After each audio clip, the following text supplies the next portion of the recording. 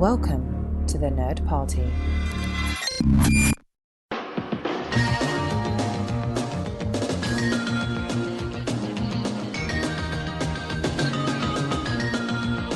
Welcome, fellow Ronto Wranglers, to Great Shot Kid, the Nerd Party Network's show examining the work of Star Wars creators both within and without the Star Wars galaxy.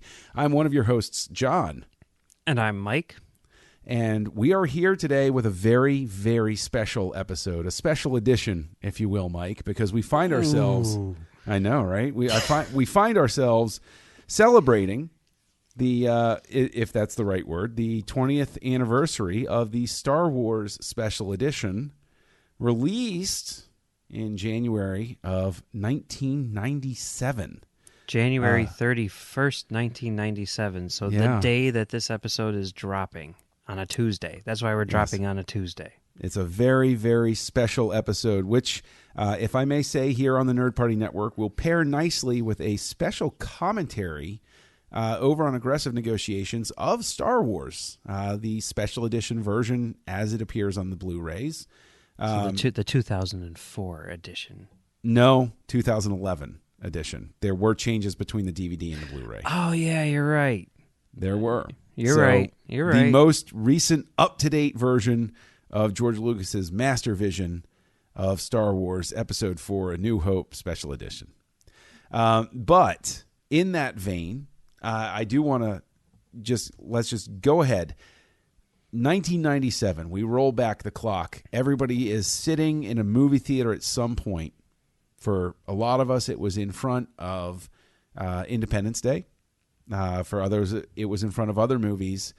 But that Star Wars music comes up. It's from the end of The Empire Strikes Back as the fleet is gathered. And there's a little television screen. And you see Star Wars playing on the television screen, not letterboxed, pay and scam. And it's saying... For an entire generation, people have experienced Star Wars the only way it's been possible, on the TV screen. But if you've only seen it this way, you haven't seen it at all. X-Wing comes out and the whole crowd goes, oh my God. Yeah. Okay, I want to go back.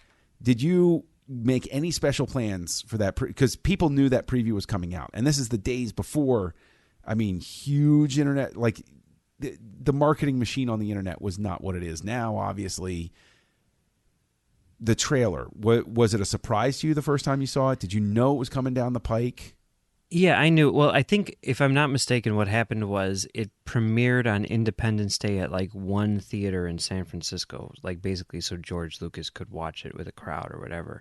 And then it didn't actually, play again until I think it was with Space Jam. I believe Space Jam was the first time I saw it. I don't know. Oh, really? Could be wrong about that. I know I definitely saw it on Space Jam because I went to see Space Jam at McClure Court, and which was the absolute best theater in Chicago, R.I.P. McClure Court. And that's where, everyone would go to see a movie like Star Wars, And I remember seeing it on that, and I also remember seeing it on Mars Attacks and just being like, this is so amazing. This is the most amazing thing I've seen, because it was Star Wars on the big screen, which is something that I had not experienced outside of seeing Return of the Jedi when I was 3 years old. And, I'm old enough to have memories of seeing the originals in the theater at the time. I even have one of my favorite childhood memories, isn't even necessarily attached with the first movie. I remember with the first movie, the re-release in 79, my mom having to leave the theater because she got a migraine, but it was so special and important to her little boy that she just sat out in the lobby while I, just went nuts and, made a shopping list of things I wanted. But I one of my favorite memories with the originals is when Empire Strikes Back was out, going to see it with my dad, and they didn't have, the 20 minutes of Regal Cinemas ads where it's like, Nissan cars and upcoming television shows and stuff like that, hosted by Maria Menounos or whatever. And they would just play music, right? Just to get you in the mood while you're sitting there waiting for a movie and everything. And over the speakers was Cantina Band. I remember being, before Empire Strikes Back opened, being there, my little young self, and my dad sitting next to me, and my dad loved the whimsical side of Star Wars. And when Cantina Band came on, being horribly embarrassed because my dad started dancing along with it, and he's like, "Doot doot doot." I was like, "Dad, no, not public." But he fully embraced it. He had a great time. Then flash forward to the 90s. There was a special charity showing of the original three. I forget precisely what year it was, but I went with a bunch of my friends. It was hosted by a local radio station, so I had seen the originals on the big screen just a few years before the special editions came out. So I was all excited anyway. But I was like, oh, good, I had a recent memory of it. Yeah, but I was still very excited and intrigued because the changes were known, and a few new surprises, and Jabba comes on screen. I was right. like, when I first heard about it, like in 95 or 96, I was under the impression that they were changing all of the effects, So when I saw the trailer, I'm like, what's this? How come there aren't, And then like my friend who was older and wiser than me was like, no, they're not doing all of them. They're just doing, a few key things. And I'm like, oh, okay.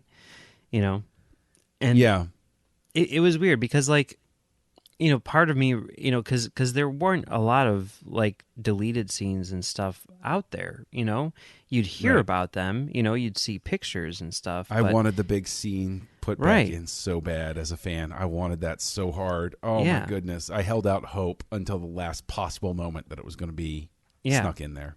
Yeah. And part of me was thinking like, I just want to see it all. And another part of me was thinking like, okay, the reason why this is special is because we're getting to see these movies on the big screen, and I don't want them to ruin this movie, just because they feel like they need to put a bunch of stuff in or whatever.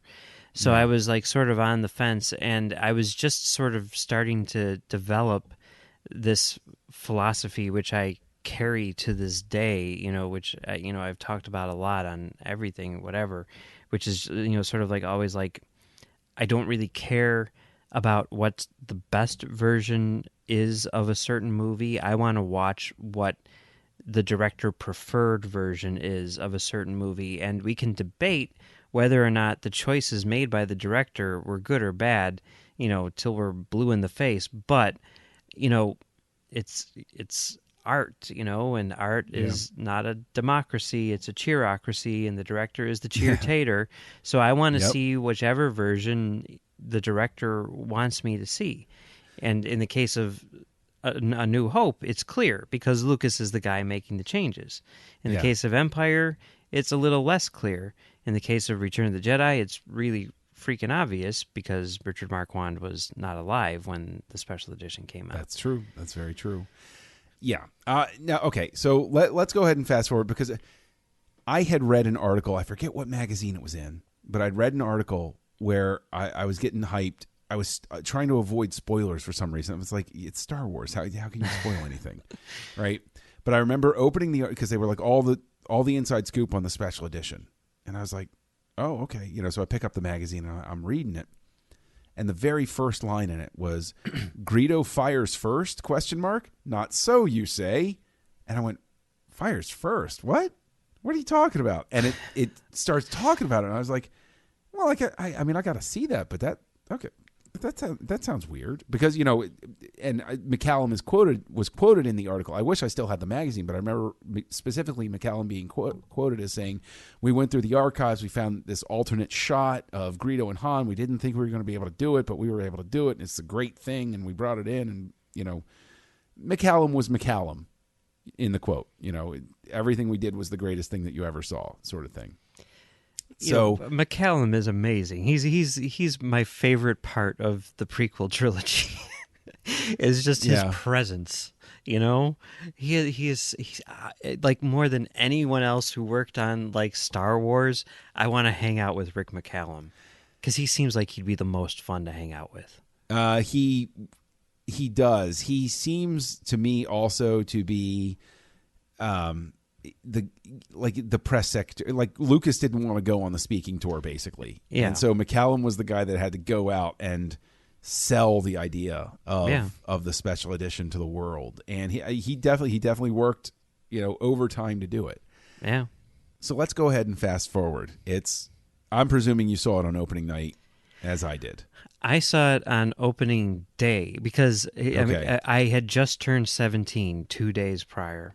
Okay. I went to the DMV that day to get my state ID so I could get into R-rated movies. I went to see Everyone Says I Love You the next day since I was not allowed to see it 3 days prior. Wow, you were a rapscallion, Mike. I know, I honestly, I have absolutely no recollection of turning 21.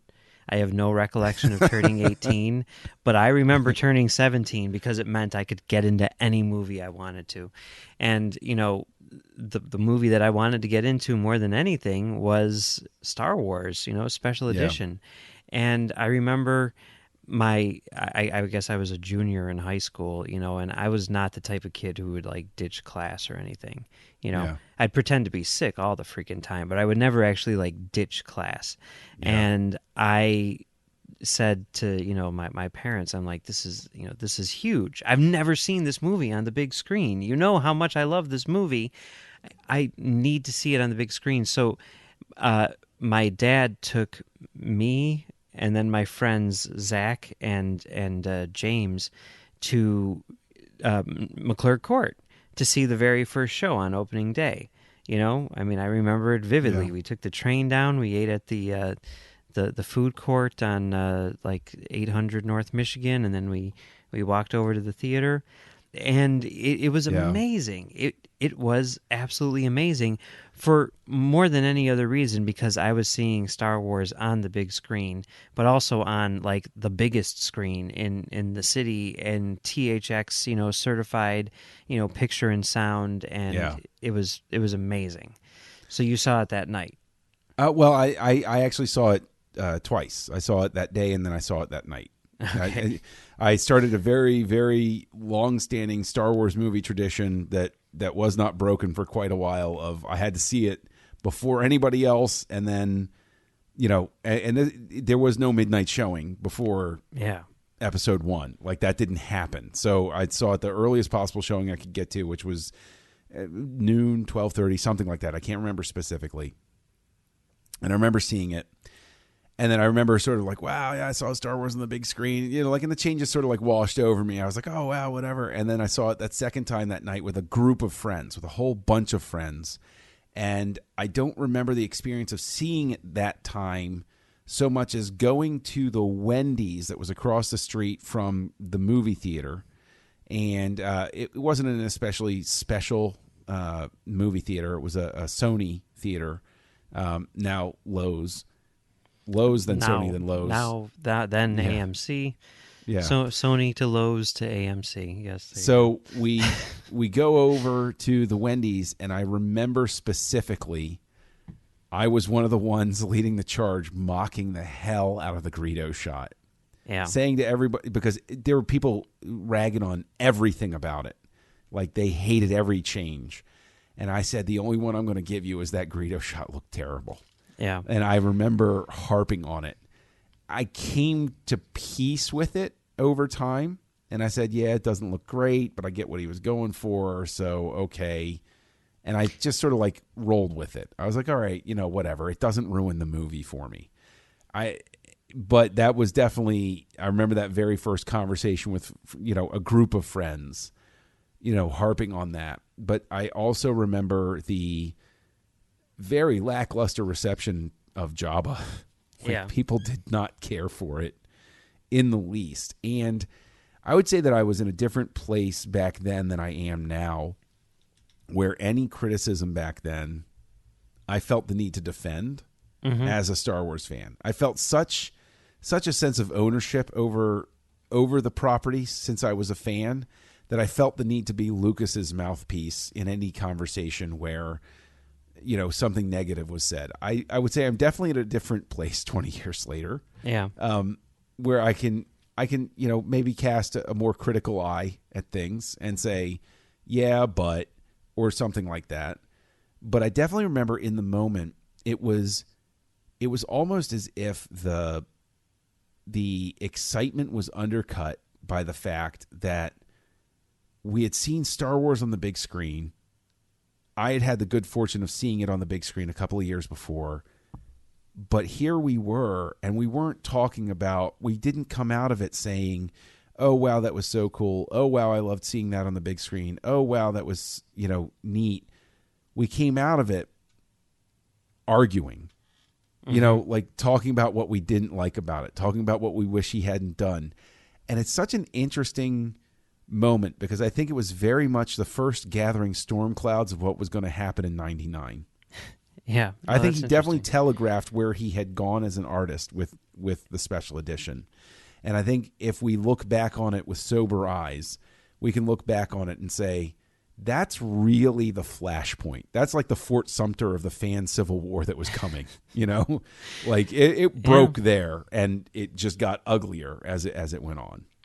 No, that's definitely true. And, like my personal I think I was similar to you in that I was like, going to defend, this thing, I wasn't defending Jedi, and Empire was really kind of a struggle for me. But with A New Hope, my feeling was really like these changes do improve the movie, and I still feel that way for the most part. I don't have a problem with the Jabba scene. I see how it's unnecessary.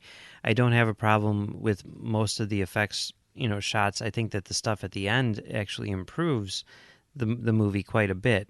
But you're right about the Greedo scene, although in addition to it looking bad, that was not nearly as big of a problem as, how it changed, the content. I think that's worth talking about because this is definitely something where I think that, over time, and we've made reference to the Walter Murch book and everything, and about how they went back to Apocalypse Now, which was years after when they did Apocalypse Now Redux, and they recut it. They said, well, decisions we make are going to change certain things. And I have really come to the opinion that if he wanted to make it so that we didn't see Han kill in his first confrontation with somebody, which I think blunts his arc a bit, in terms of his character development. But if you put the Jabba scene in there, then the Greedo scene is unnecessary and vice versa. Yeah, no, that's true. Because they both say essentially the same thing. I have actually become an advocate in later years that leave Jabba in and get rid of Greedo, as much as it pains me. But if you want to make it so that the mob boss is directly telling Han, I'm going to kill you, you can just have a reference to the fact that Han killed somebody sometime in the past. You don't need to see it on screen necessarily. And then you have that tie-in to Return of the Jedi later. Oh, this is the guy Han talked to back in Star Wars. It makes sense that I'm seeing him again. Well, I think what you do is you rewrite the dialogue in that scene, in the Greedo scene. Leave the Greedo scene in, make it shorter, change the dialogue so that Greedo's saying something different, probably what was originally intended. I don't know what it was, but, because obviously the Greedo scene was still in there. But that's not even the problem. I mean, the problem is obviously what it does to the character of Han Solo. And I think that's why people dislike it so much. It's not because of the technical aspect. It's because of how it changes Han Solo. Certainly, that's what all of my friends were complaining about. Those are definitely the complaints that I've had. No one cares about how bad it looks. See, for me, it's not even so much what it does with the arc of Han Solo. Like I get what Lucas is saying and everything, but my problem with Lucas's argument about, well, I didn't want Han to fire first because it's him killing in cold blood. No, it's not him killing in cold blood. Yeah. The guy has a gun on him and says, I'm going to kill you. Mm-hmm. If you do not view that as a valid self-defense moment, then my philosophies are extremely different. If somebody sits down across the table from me and they have a gun pointed at me and I have a gun under the table and they say, yeah, well, too bad. I'm going to kill you. You're going to die. I am not waiting for them to pull the trigger to defend myself in that situation. Yeah. And that's the sort of mental disconnect that is baffling to me in that scene. And that's why I say, okay, if his concern is that he somehow views that as Han killing somebody in cold blood, which I don't see it as that at all, but if he views it that way, then removing the Greedo scene entirely solves your problem. Mm-hmm. And putting Jabba in, everything is solved. Everything is fixed. Yeah, no, that's true.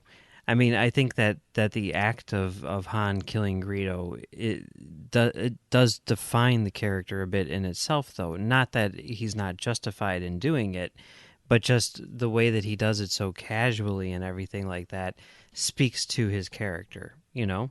Sure. You know, so, I mean, I don't know. I don't know. That's the one change in the movie. I mean, there's some other stuff which I'm like, they probably should have left it the way it was.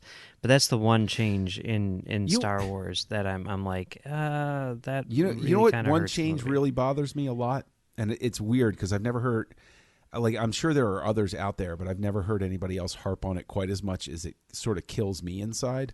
Uh-huh. But there's an added element when, and it's not the Ronto walking in front, which I'm not nuts about, but when Luke gets pulled over for the questioning, you know, these droids and everything, that droid that flies by and hovers around the stormtrooper doing the questioning annoys the living tar out of me.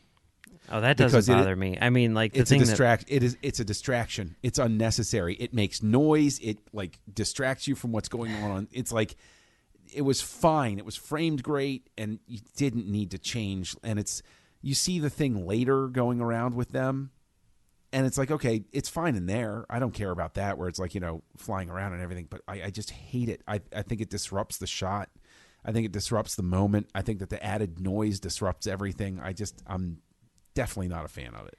Not at all. the thing that my friend always complains about, which I think is you know, a problem, is, you know, the Ronto walking in front, where it's like completely obscuring the frame for like a good portion of that scene, where you're like literally like, I cannot see what's going on in this shot, you know. I mean, that's kind of crazy, but I don't know, you know. I mean, the Star Wars Special Edition to me is in a lot of ways the least interesting debate of the three, you know, because you know, you're getting into some like proprietary, you know, territory with like Empire in particular, you know, and that was the one which I was most conflicted on, because like when I saw it, and I saw that movie, I think I saw it 7 times in the theater, just because it became like the thing to do. It's like, oh, you know, school's out, I'm going to walk down to the lake theater and watch Empire Strikes Back, because I have a chance to see Empire Strikes Back on the big screen. I've been waiting my entire life for this. I'm going to do this whenever I get the chance, you know. And while the changes to Empire were, you know, very minimal, I think a lot of them were problematic. In particular, the thing that really bothered me was the whole added, you know, bring my shuttle, not bring my shuttle, you know, sequence. Because that really Inform my sort of, Star Destroyer to prepare for my arrival. Yeah, that's the line that replaced my favorite line in Empire Strikes Back. No, I'm dead serious. It's so simple. My favorite moment in all of Empire Strikes Back, and I know this sounds weird, but after you see it, you know, 100,000 times, you fixate on the tiny stuff. James Earl Jones's line delivery when he rounded that corner and just bring my shuttle, like, it's terrifying. You know that the first person that steps in front of him is dead. Mm-hmm. Nobody is stepping in front of him. Nobody is saying anything unless they are directly addressed. And what annoys me about it is they could have left that line read in. They could have left bring my shuttle and then cut and shown the shuttle landing. Yeah, it's like it's not like that scene needed clarification, you know? Right. And, you know, we didn't need all that extra stuff either, because we understand that he was going up to the ship, you know? It was completely unnecessary. Okay. I don't mind the insertion of showing Vader, you know, going to his ship to sort of like try to increase this feeling of like, you know, oh God, he's going back and you know, and they're trying to outrun it. What bothered me about it in 97 was that the sound editing completely fell apart during it. You could tell specifically where it's like dun, dun, dun, dun, dun, dun, and then Yeah. and it's like, no, stop it. But that's not, see, like, that to me is not the problem. Is not really the sound editing, is the fact that, the scene, including the music, was constructed without that crap in there, so they do have to stop it, But the thing is, the sound mix on the Blu-ray is better. He kept tweaking things, and I think that speaks very much, especially with any later changes that were made on DVD and then Blu-ray. I think very much speak to the fact that in '97 he accidentally created more problems than he resolved with the stuff that he added in, and I think that it was neat to tinker with, but I think that there is a very unique sort of battle of wills that happened between the fans and between Lucas. Mm-hmm. In the sense that I think if the fans had accepted it and said, "Oh, this is wonderful. We love both versions. This is so cool," he would have said, "Yeah, it is kind of cool, but here's the original too." Yeah. But because people came back at him so hard, he dug in his heels and said, "Screw you. This is the version you're going to get."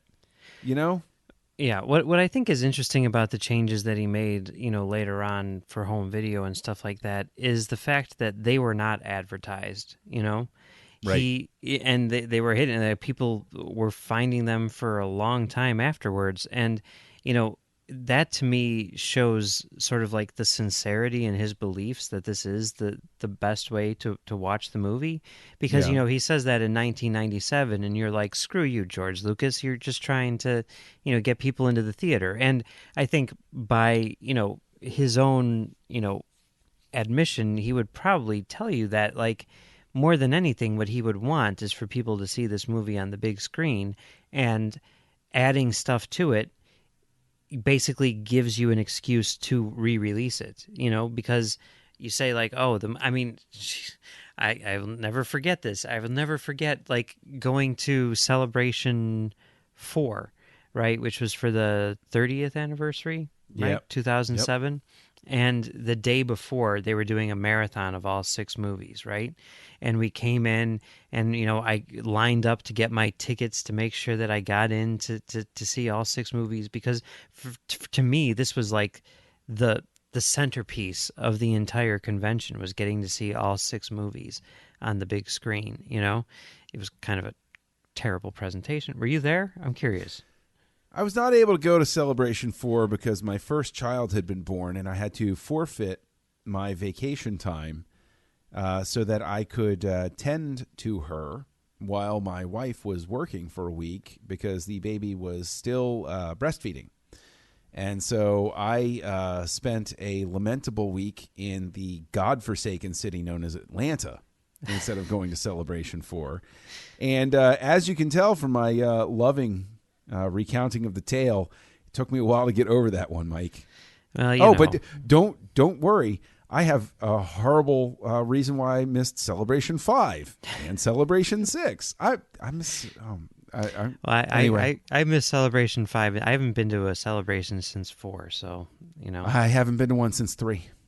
Well, I've only been to 3 and 4, so there you go. I have only been to 1, 2, and 3. Well, there you go. And, that's one more than me. Anyway. Yeah, well, the thing about Celebration 4, and that screening or whatever, is like, while I was, like, getting my passes, my tickets to see this, and I still have my pin hanging up right there. And as I'm getting the tickets from the person who's distributing the tickets, and everyone's like, "Oh yeah," the woman distributing the tickets is like, "I don't understand.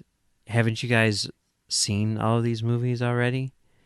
And I'm like, "We're coming, like, to Los Angeles to celebrate 30 years of Star Wars. Why is it such a strange idea that someone would want to see this on the big screen?" But that is, you need to have a hook. The latest hook that Lucas came up with was 3D, convert them Still to 3D. Want to see 2 and 3 in 3D. Me too. I'm hoping that we'll get to at Celebration Yeah. 4. I'm really, really hoping that we're going to get to I will be first in line for those tickets. Yeah. I mean, especially I want to see that opening sequence in 3D. Yeah. And the thing is, this is coming from somebody who, as you well know, as anybody who is listening to my voice well knows, I despise 3D in general. Yeah. But I would watch the hell out of that opening in episode 3 in 3D because I'm sure that looks crazy good. Yeah, I wish they would release it on Blu-ray in 3D, but I just saw an article about how like the last television manufacturers have stopped making 3D TVs, so Yep. sad. Format's dead. Yeah. But let's all get 4K, which means absolutely nothing. But whatever. Hey, that's more Ks than I had before, right? It is. How many Ks can your eyes see, though? You know, I don't know. Well, I don't know. The cinematographer for Episode 8, Yeah. The Last of the Jedi. The Last Jedi. The Last Jedi, whatever it is. Yes. Not Last of the Jedi. The Last Jedi. Yes. The cinematographer for Star Wars Episode 8, The Last Jedi, just released a bunch of things because he does like all these like research and like whatever about like resolution and viewing angles and everything like that. You can find all this information up online. But basically he was with like a cinematographer, you know, group or whatever, where he basically sat down with these guys, these professionals, and proved that basically you cannot tell the difference between 2K and 4K. It's like impossible. But it's more Ks, Mike. It is more Ks. It's definitely more Ks. That's like, you know? I got a you know, I had a 3G phone, and now I got an LTE, so I'm not sure how many Gs I have anymore. It's really driving me nuts. Like I need to know a G here. I know. It does kick it up another 3 or 4 quads per channel, I think. But I will never ever get tired of that reference. And I will tell you that I know, you know, that when he called it the TK421, I was laughing just as loud as you were. I was like, oh my God. There's so many geeky things. I mean, then they reference Star Wars just straight up later on. Where it's like, oh, yeah. People tell me I look like Han Solo. Han Solo. But then when they start singing You Got the Touch, I was like, what is this? What world are we living in? This is amazing. Please, I one of the first things I did was I went and I looked up and I wanted to see if the singer of the Touch, Stan Bush, had a career I didn't know about. Nope. And I'm sure that my Google searches, I don't know, I'm on a database somewhere because I was determined to find out if that singer had like they were making some references. The answer is no. The real reason behind that, you know, as explained by Paul Thomas Anderson, is that he was in like a used like record store at one point, and he was going through like the 99-cent cassette bin, and he found the soundtrack for Transformers the movie, and he's like, "Oh my God, I have to buy this!" You know, what an amazing soundtrack it was. It was. I've got it. I've got it on CD. You know, still got it. Yeah. Vince Anyway. DiCola, composer from Rocky IV, did the music. Come on. Which you can totally tell if you listen to you watch. Oh yeah. They're showing Rocky IV in 35 millimeter in a couple weeks here in Chicago. I'm tempted to go see it just for that score. That is the world's longest music video. Yep. Anyway, yeah. But yes, the Empire Special Edition I was a little like iffy on, I have to say. And you know, I was like collecting these articles where like interviews and stuff with Irvin Kershner, where he talked about them to try to determine like which version does he prefer, which version should I be watching. And you know, it's interesting. I mean, basically, like reading his statements, he's always very diplomatic about it, you know, but he basically, I think what his feelings are, you know, the restoration to the picture and the sound were much more significant than anything that was added to the movie. And because of that, you know, he prefers the special editions just because he prefers the better picture and sound, which means if these things ever do get released in 4K, if it's the theatrical cut, that's probably going to be the new thing because it's more Ks. Well, more Ks, more fun. Yes. More drama. And then Jedi, I like the Jedi Special Edition for the most part, aside from the Jabba stuff, which is, I guess, the majority of the special edition editions. Well, the Sarlacc pit was, I get why they did it. Like, I'm fine with it. I don't really care. It's still the effect doesn't look the effect really. They didn't seem to update it for the Blu-rays, which kind of stunned me because I thought they had a great opportunity just to re-render it, just do the same thing. I didn't mind. Like I got the rationale behind it. Like it makes the Sarlacc more active, and I'm like, okay, all right, I can go along with that. But getting rid of Max Rebo's band. Yeah, I know. I know. Laptie Neck versus. Do you know why I dislike the fact that they cut out Laptie Neck? Because Max Rebo's gone? Nope. Because of a guy who worked on it. A young man named Ernie Facelius. Ernie Facelius made two of the greatest parody films in the history of humanity. The first one was Hardware Wars. Okay, yeah. And that's basically what got him the job doing Laptie Neck, right? Oh. It's like he got thrown a bone because it was like, hey, I like the way you make that joke, right? But he also made an incredible parody, the greatest film parody I have ever seen in my entire life or will ever see in my entire life, called Pork Lips Now, which is, of course, making fun of Apocalypse Now. Have you ever seen it? No. Pork Lips Now, if you obviously have to have seen Apocalypse Now, but Pork Lips Now is hands down the greatest film parody. It's only 15 minutes, and it is the greatest film parody in the history of film parody. I will make sure that you see it.